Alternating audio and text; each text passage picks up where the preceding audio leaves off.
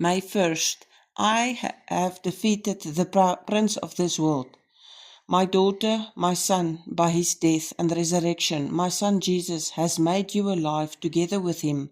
He has nailed your sins to his cross. He disarmed all principalities and powers and made a public spectacle of them, triumphing over them. Therefore do not forget that you no longer walk according to the course of his world or according to the demands of the prince of the power of the air, but by the grace of my Son, you have been saved through faith, and he has defeated all the powers of the prince of this world from having any effect on your life. Therefore, rise up in faith and power, and when the prince of this world attempts to harass you, say, sit down, for your rule will collapse, and you will be carried away captive, because of the power of my great God in me. Colossians 2 verse 15 Amplified.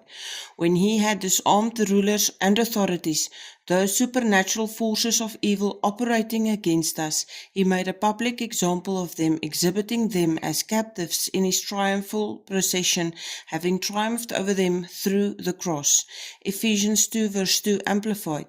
In which you once walked, you were following the ways of this world, influenced by this present age, in accordance with the prince of the power of the air, Satan, the spirit who is now at work in the disobedient, the unbelieving, who fight against the purposes of God. Jeremiah 13 verse 18 Amplified. Say to the king and the queen mother, humble yourselves and take a lowly seat, for your beautiful crown, the crown of your glory, has come down from your head. Prayer declaration. Jesus, you have cast out the prince of this world and defeated him.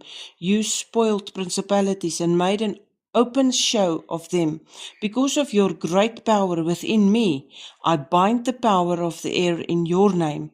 I bind the principalities and powers in my region in the name of Jesus, and I command the principalities to come down. The power of God at work in me has made the demands of the prince of this world of no effect in my life. In Jesus' name I pray. Amen and amen.